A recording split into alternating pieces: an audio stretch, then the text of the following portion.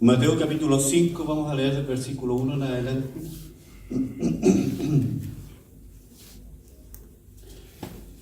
Son palabras del Señor. Dice: viendo la multitud, subió al monte y sentándose vinieron a él sus discípulos. Y abriendo su boca les enseñaba diciendo: bienaventurados los pobres en espíritu, porque de ellos es el reino de los cielos. Bienaventurados los que lloran, porque ellos recibirán consolación. Bienaventurados los mansos, porque ellos recibirán la tierra por heredad. Bienaventurados los que tienen hambre y sed de justicia, porque ellos serán saciados. Bienaventurados los misericordiosos, porque ellos alcanzarán misericordia. Bienaventurados los de limpio corazón, porque ellos verán a Dios. Bienaventurados los pacificadores, porque ellos serán llamados hijos de Dios. Bienaventurados los que padecen persecución por causa de la justicia, porque de ellos es el reino de los cielos. Bienaventurados sois cuando por mi causa os vituperen y os persigan, y digan toda clase de mal contra vosotros, mintiendo. Gozaos y alegraos, porque vuestro galardón es grande en los cielos, porque así persiguieron a los profetas que fueron antes de vosotros. Padre, gracias te damos esta mañana. Venimos delante de ti, Señor, como pobres, lamentando, Señor, nuestra condición. Venimos delante de ti esta mañana como ignorantes, reconociendo que en nuestra alma, Señor, hay tantas áreas oscuras y en tinieblas. Necesitamos la luz. Venimos delante de ti, Señor, carentes. Venimos delante de ti como seres caídos. Venimos delante de ti, Señor, pidiendo ayuda. Señor, venimos delante de ti con necesidad, pidiendo la luz de tu palabra. Señor, por favor, ilumina a través de tu palabra nuestra alma. Cámbianos, transfórmanos. No solamente queremos conocimiento, sino que queremos ser transformados, Señor, por tu palabra. Háblanos, te pido, enséñanos, te ruego. En el nombre de tu Hijo Jesús. Amén. Vamos hoy a estudiar la tercera bienaventuranza. Leí por ahí recién un artículo, una noticia, más bien un comentario, de un niño de quinto grado, quinto básico, en los Estados Unidos, que cada día recibía $5 de parte de su padre que le servían para comprar la colación. Bueno, era una colación bastante pequeña, pero eran $5. ¿Puedes poner la otra? Pero cada día el matón del curso le robaba ese dinero, dejando al niño sin el dinero y sin su comida. Este robo injusto, este robo diario, hacía rato que ya le estaba provocando frustración, y cansado de esto, el niño decide buscar ayuda, y él busca un gimnasio en donde pudiera aprender karate y así enfrentar a este matón. Se alegró porque averiguó que él podía ser admitido, pero luego su felicidad desapareció porque el costo de las clases era $25 semanales, exactamente la cantidad que su papá le daba cada semana. Así que frente a esta situación, el niño decidió seguir sufriendo el robo diario de este matón. Aunque estaba frustrado, prefirió seguir sufriendo este robo. El otro. Alejandro Magno. Hemos hablado de Alejandro Magno cuando estudiamos el libro de Daniel. Alejandro Magno, en un banquete celebrado en Samarcanda, en donde típico de sus banquetes había mucha comida, pero mucho alcohol también, celebrando, mucha risa, muchas mujeres, mucha música, mucho desenfreno. Y en medio de esta fiesta, de esta celebración, uno de sus amigos más cercanos, uno de sus amigos más queridos, Clito, comienza a hablar con él, a corregir, la verdad, algunas acciones de Alejandro que ya no le estaban gustando.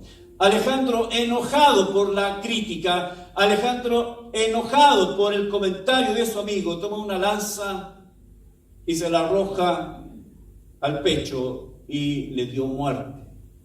Después de varios días, cuando él recuperó la conciencia, cuando Alejandro ya estuvo en su sano juicio, se dio cuenta de lo que había hecho y le pesó mucho. Algunos dicen que muchas veces Alejandro, cuando estaba solo y caminaba solo, él hablaba con su amigo Clito, ya muerto, pidiéndole: perdóname, perdóname, perdóname. Aun cuando Alejandro Magno, en un periodo muy corto, un periodo más o menos de 10 años, conquistó todo el mundo conocido, 300 años antes de Cristo, conquistó todo el mundo conocido, pero no pudo dominar su propio espíritu. No pudo controlar sus emociones y sus arrebatos de ira. Proverbios 16:32 dice: mejor es el que tarda en airarse que el fuerte, y el que se enseñorea de su espíritu que el que toma una ciudad.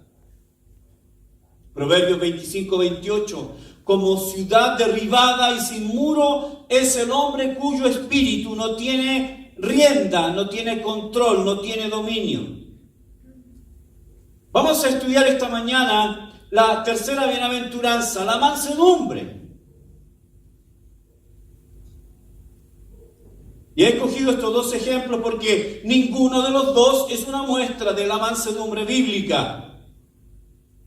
El primer ejemplo es este niño que finalmente decide no hacer nada y ser víctima consciente de alguien que le quita el dinero. No es mansedumbre, es una falta de resolución, es una falta de actitud. Eso no es mansedumbre. Que alguien se deje aplastar no es mansedumbre. El segundo ejemplo es el otro lado. Es el extremo de la pasión. Es el extremo de la ira. Es el extremo del primer ejemplo. Ninguno de los dos es un ejemplo de la mansedumbre bíblica. Ahora, respecto de esto, de esta bienaventuranza y respecto de esta palabra, que en este caso funciona como un adjetivo, hay mucha confusión, hay mucha ignorancia, hay muchas ideas preconcebidas que no son correctas. ¿Qué es la mansedumbre? ¿Qué es la mansedumbre? ¿Qué dice la Biblia de la mansedumbre? Y aún más, la Biblia dice que son bienaventurados los mansos. ¿Qué significa?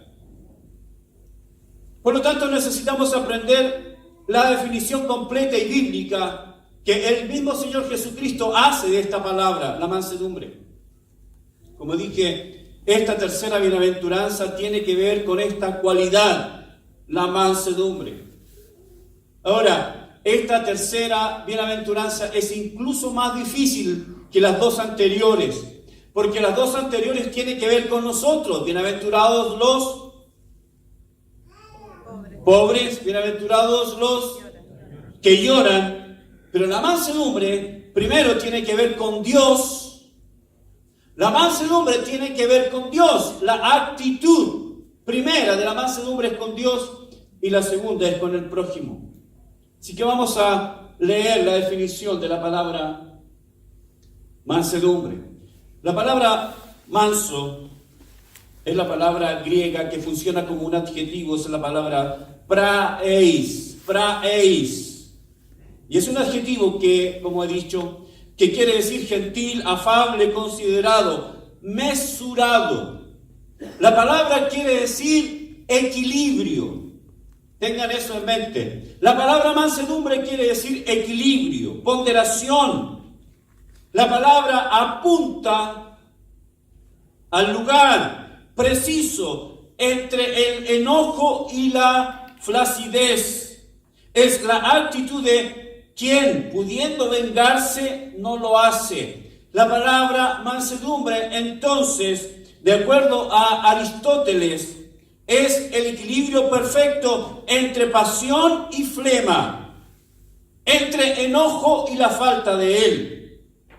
Por lo tanto, quiero decir que para entender lo que es mansedumbre, no es falta de carácter, porque a veces pensamos que una persona que es tímida, una persona que tal vez es pusilánime, es cobarde, esa persona es una persona mansa. No, eso es falta de carácter, eso es autoimagen negativa, eso no es mansedumbre.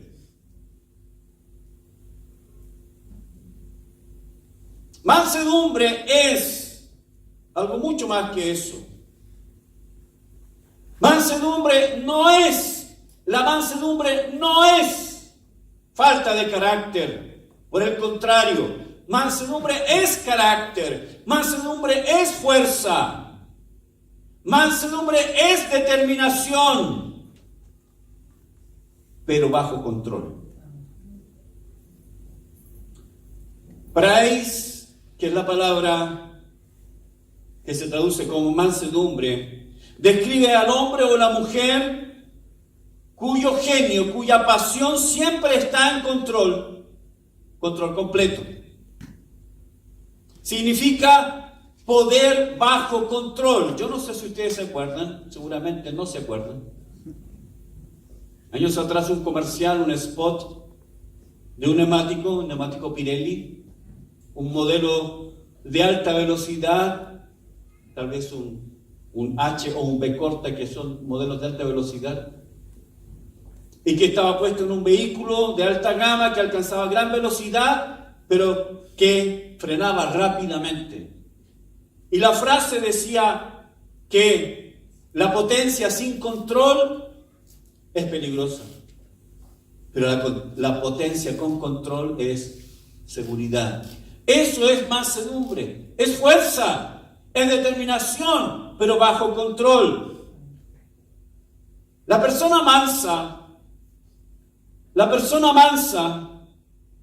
es aquella persona que tiene fuerza, incluso puede enojarse, pero también sabe cuándo enojarse, por qué enojarse, con quién enojarse, por qué razones enojarse y por cuánto tiempo enojarse. Aristóteles decía, y perdón que mencione a Aristóteles, pero es una palabra griega, está en un contexto griego, y Aristóteles definió mucho esta palabra. Él decía que enojarse es fácil. ¿Cuántos se enojan acá? Estoy esperando que todos levanten la mano. ¿Cuántos se enojan acá? Enojarse es fácil. Pero él decía, pero enojarse con la persona correcta. ¿No le pasa a ustedes que cuando están enojados con todo? ¿Sí o no? Sí. ¿Quién sufre ahí? El que se ponga por delante. El que se ponga por delante. Entonces enojarse es fácil, pero enojarse con la persona correcta, por el motivo correcto, con la intensidad correcta y por el tiempo correcto, eso no es fácil.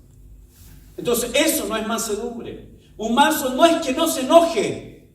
Una persona mansa no es que no se enoje, sino que se enoja en lo justo y preciso. Como dije, la definición de esta palabra es el punto intermedio entre el enojo y la calma. Es estar enojado o estar apasionado en la medida justa y precisa. De hecho, esta palabra, praeis, es la palabra que se usaba en el griego para hablar de animales domesticados. Los animales domesticados no es que fueran anulados, sino que eran animales cuyo temperamento había sido dominado, que es muy diferente. El animal conservaba su fuerza y su bravura, pero ese ímpetu estaba bajo control, había sido dominado. Entonces, mansedumbre es la actitud de quien soporta una provocación sin encenderse en ira.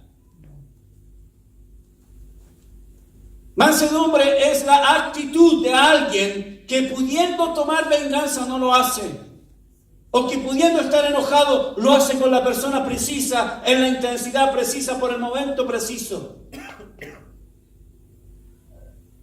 Una persona mansa es una persona que permanece serena mientras otros cometen grandes desatinos. Una persona mansa está en una actitud admirable de paciencia. Se mantiene dueño de sí mismo. Los mansos son los que prefieren sufrir el agravio y perdonar antes de cometer el agravio o vengarse. El manso no devuelve mal por mal, aunque puede hacerlo. Como dije, mansedumbre siempre tiene que ver con Dios primero y luego con el prójimo. Implica entonces primero sumisión a Dios. Se somete a Dios. Acepta los designios de Dios para su vida, pero no es una sumisión pasiva. Que se encoge de hombro y dice, bueno, Dios lo querrá así nomás. Y acepta las cosas porque no las puede cambiar en un fatalismo pasivo. Eso no es mansedumbre. Bueno, me tocó nomás. Es la voluntad de Dios. Dios lo habrá querido. Eso, hermanos, es fatalismo pasivo. Pero no es mansedumbre. Mansedumbre es la aceptación positiva y la rendición voluntaria a la voluntad perfecta y soberana de Dios, entendiendo que Dios es quien ha determinado todo lo que ocurre en mi vida y estoy sujeto amorosamente a eso y no solamente le doy una aceptación pasiva, sino que activamente estoy de acuerdo con Dios. Lo que has permitido en mi vida, Dios, lo acepto. Acepto esta situación, acepto este dolor, acepto esta enfermedad. Acepto que tú eres el Dios soberano y que por alguna razón tú lo has permitido en mi vida. Entiendo que tú eres demasiado sabio como para equivocarte y eres tremendamente amoroso como para ser cruel. Todo lo que has permitido en mi vida, Señor, las situaciones que me haces pasar, los momentos que me haces vivir, esas crisis que permites en mi vida, Dios, finalmente viene de ti y lo acepto, no fatalistamente, sino que activamente. Manso. ¿Cuánto entiendo lo que estoy diciendo? ¿Están conmigo todo bien? Hermanos, mansedumbre no es falta de decisión o falta de confianza, no es timidez, no es una personalidad retraída, no es indeterminación, no es pasividad, es fuerza bajo control, es gentileza precisa. Primera Pedro, capítulo 1, vamos a leer 3 versículos. Primera Pedro, anótenlo, yo lo voy a leer. Primera Pedro, capítulo 2, verso 21 al 23. Pues para esto fuisteis llamados. Pedro está escribiendo acerca del sufrimiento. Pues para esto fuisteis llamados. ¿Para qué nos llamó el Señor?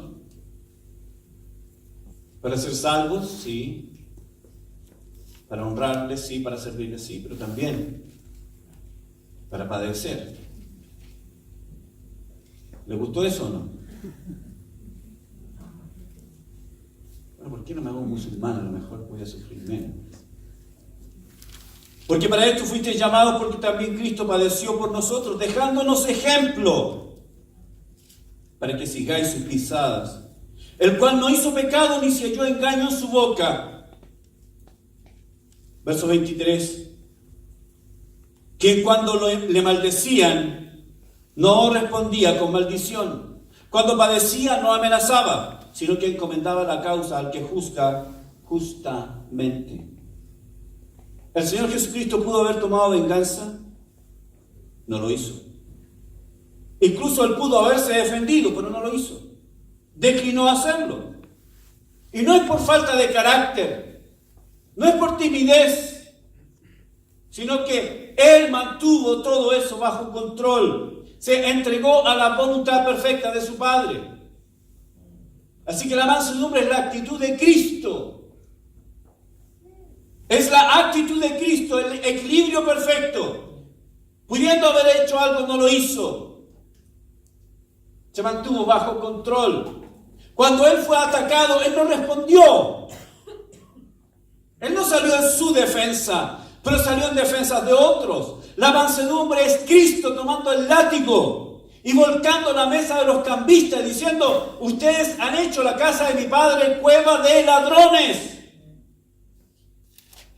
¿Cuántos han tenido una imagen así de Cristo con esa cara? Pero él se airó también. ¿Sabían eso? La mansedumbre entonces es Cristo tomando el látigo y volcando la mesa. ¿O es Cristo también en silencio frente a Pilatos? Guardó silencio. Habla. ¿No tienes nada que decir? ¿Qué le dijo a Pilato? La autoridad que tú tienes te la dio mi Padre. Así que tenemos a Cristo en esas dos manifestaciones. Él tomó el látigo. Hermanos, sí lo tomó. Cuando él tenía que defender la pureza, la santidad y el respeto y la honra de su Padre. Pero también guardó silencio cuando él fue atacado. Eso es mansedumbre. ¿Cómo debemos actuar cuando el nombre del Señor es basureado frente a nosotros? Pienso que si alguien habla de nosotros, si alguien dice algo de nosotros, es mejor guardar silencio.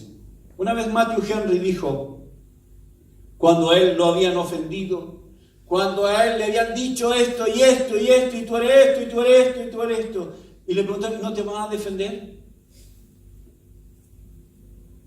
Él dijo, a pesar de que él dijo tantas cosas malas, nunca dirá todo lo malo que soy. Nunca dirá todo lo malo que soy, no importa todo lo malo que diga. Así que él guardó silencio, no se defendió. Cristo guardó silencio ante Pilato, pero salió en defensa de su Padre cuando vio que estos campistas habían convertido la casa del Señor en cueva de ladrones. Así que la mansedumbre, como dije, es el silencio de Cristo ante Pilato. No abrió su boca, y como dice el profeta, como cordero fue al matadero sin abrir su boca. El Señor considera que la mansedumbre es una bienaventuranza, es una causa de gran felicidad. Pero el mundo no piensa eso.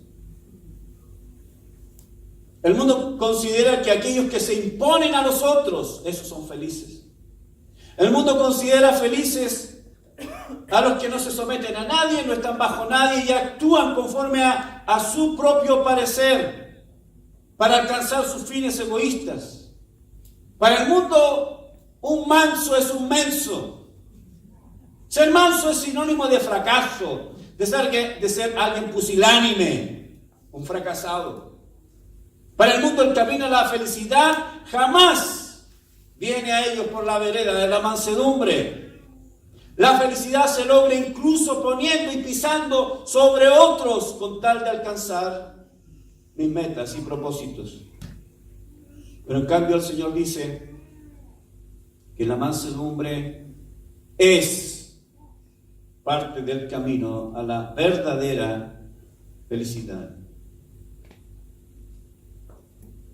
Recuerden ustedes que, y quiero que lo tengamos en mente mientras estudiamos esta serie de las bienaventuranzas, que las bienaventuranzas no son consideraciones o declaraciones al azar.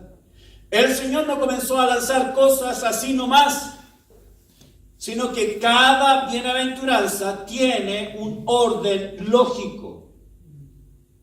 Cada bienaventuranza es la causa de la bienaventuranza que la sigue y es la consecuencia de la anterior. Si nosotros nos damos cuenta, y esta es la tercera bienaventuranza, nos daremos cuenta cómo es que podemos llegar a ser mansos verdaderamente. Si la mansedumbre es una bienaventuranza, entonces necesitamos saber cómo llegamos a ser mansos, cómo somos mansos con Dios, cómo somos mansos los unos con los otros, cómo somos mansos con Dios cuando Él permite cosas que no nos gustan en nuestra vida. Nos quejamos, nos lamentamos, levantamos el puño al cielo, o voluntariamente, deliberadamente, racionalmente nos sujetamos a los designios de Dios. ¿Cómo es que somos mansos los unos con los otros? ¿Cómo es que yo tendré la capacidad de ser tolerante con el hermano? ¿Cómo llegamos a eso? Tenemos que entender el primer paso de las bienaventuranzas. Para llegar a ser manso, primero, tengo que entender mi pobreza espiritual. Primero, como vimos en la primera bienaventuranza, primero tengo que darme cuenta que yo soy una persona en bancarrota espiritual. Que estoy lejos de lo que Dios quiere para mi vida. Soy una persona caída, soy un ser caído, no soy mejor que nadie en este auditorio. Soy un ser que todavía tiene una naturaleza caída, una naturaleza pecadora, todavía lo soy. El hecho de haber sido salvo no me ha quitado, no ha arrancado de mí esa naturaleza caída. El primer paso para llegar a la mansedumbre es entender mi pobreza espiritual. Luego de eso, como vimos la semana pasada, la segunda bienaventuranza, bienaventurados los que lloran, pero no lloran por cualquier cosa.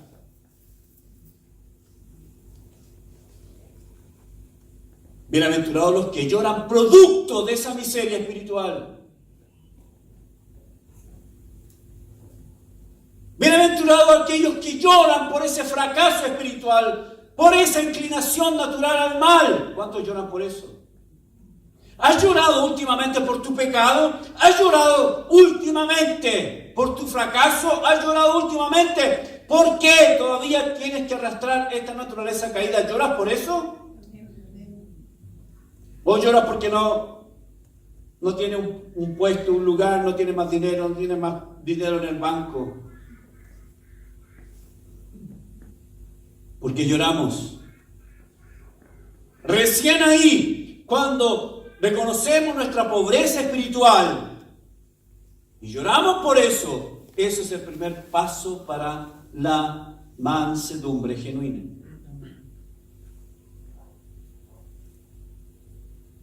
Martin Lloyd-Jones,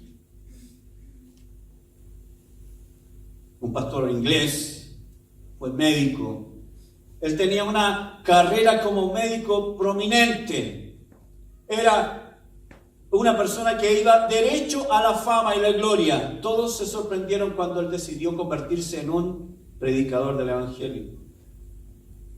Él dijo lo siguiente: un hombre nunca puede ser manso a menos que sea pobre en espíritu. Un hombre nunca puede ser manso a menos que se haya visto a sí mismo como un vil pecador. Y llorar por eso, llorar por esa calamidad espiritual.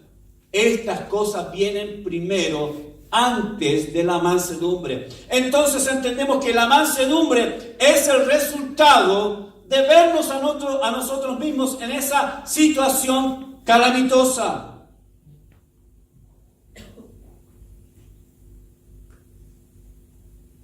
¿Cuánto me entienden lo que digo? Tan en silencio.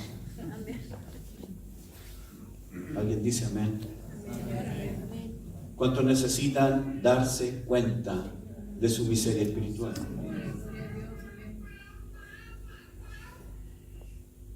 Ser manso entonces es el resultado de mirarnos a nosotros mismos y ver nuestra situación terrible.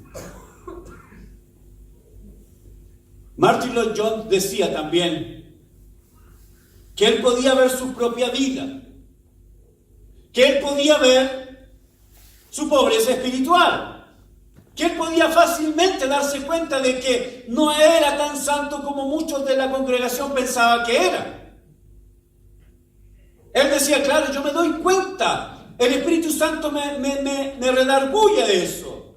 Si es cosa que me ponga a leer la Biblia, me doy cuenta que no soy como Cristo quiere que sea. Me doy cuenta de mi fatalidad, de mi miseria, de mi pobreza. Y me lamento por eso. Me doy cuenta que soy pobre en espíritu, soy consciente de eso. Soy honesto conmigo mismo, soy honesto con Dios. Eso no es difícil, decía Lloyd Jones. Lo difícil es permitir que otras personas digan eso sobre mí. Porque yo instintivamente me puedo dar cuenta de lo malo que soy, pero tengo la misma actitud cuando un hermano me dice algo.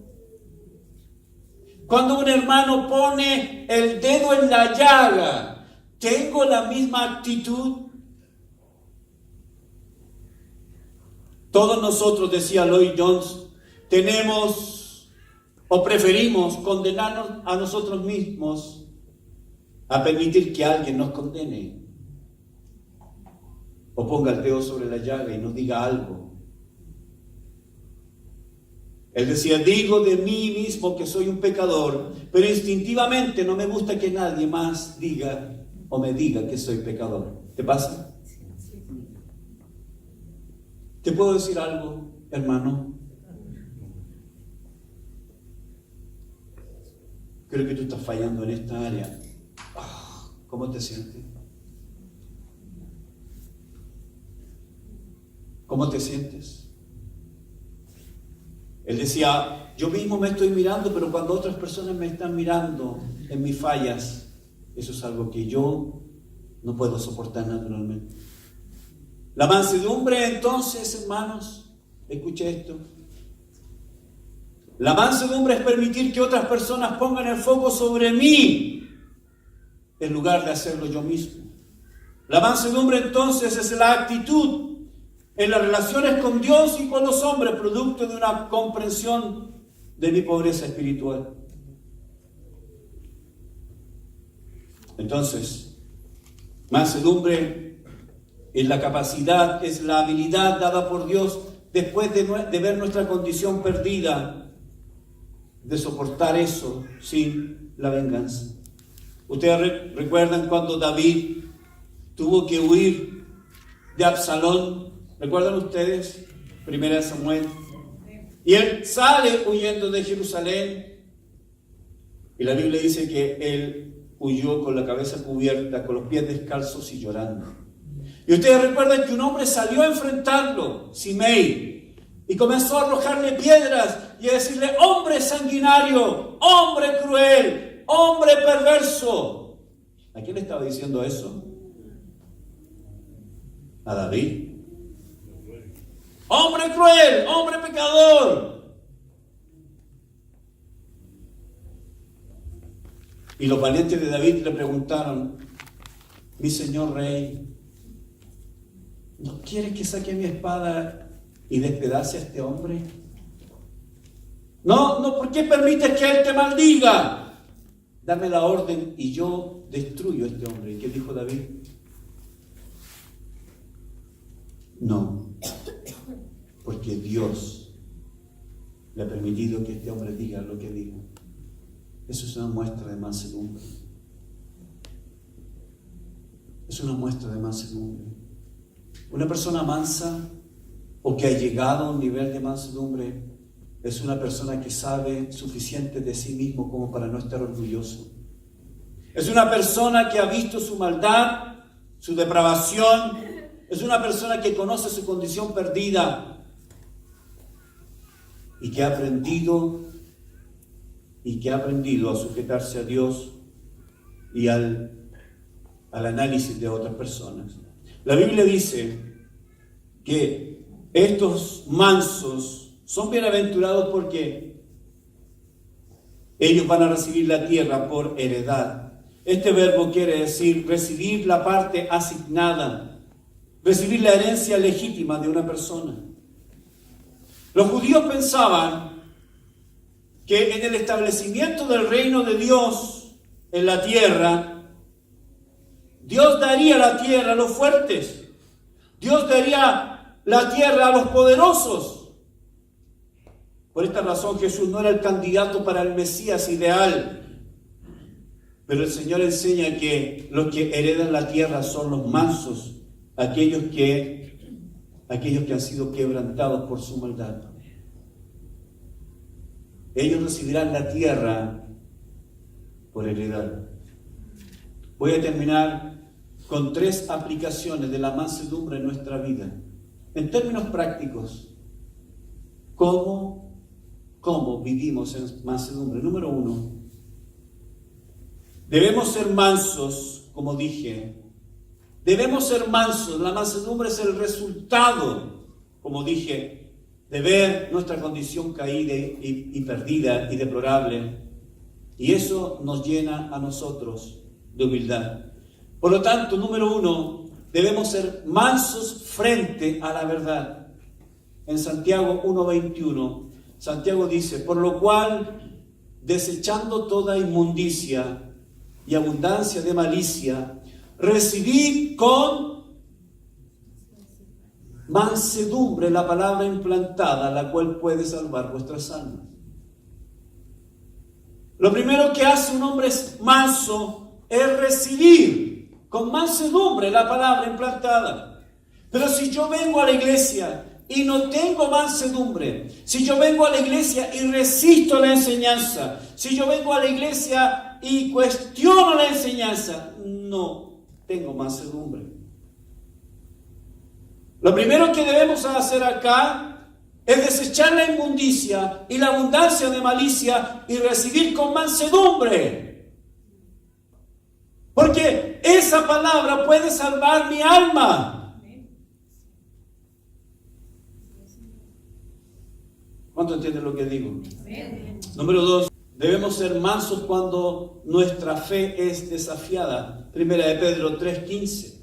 Dice: si no, santificad a Dios el Señor en vuestros corazones y estad siempre preparados para presentar defensa con mansedumbre y reverencia ante todo el que os demande razón de la esperanza que hay en vosotros. ¿Cómo debemos defender la fe? Con mansedumbre. Porque aquellos que me atacan y están en tinieblas no son mejor que yo. Si no hubiera sido por la gracia de Dios, yo todavía estaría en tinieblas. Si no hubiera sido por la gracia de Dios, yo estaría todavía en camino al infierno. Por eso, si yo tengo que defender mi fe, debe ser con mansedumbre. Y número 3, final, debemos ser mansos cuando tratamos con el pecado ajeno. Gálatas capítulo 6, verso 1. Dice: hermanos, si alguno fuere sorprendido en alguna falta, vosotros que sois espirituales, restauradle con espíritu de mansedumbre, considerándote a ti, no sé que tú también seas tentado. ¿Cómo tratas al hermano cuando ha caído?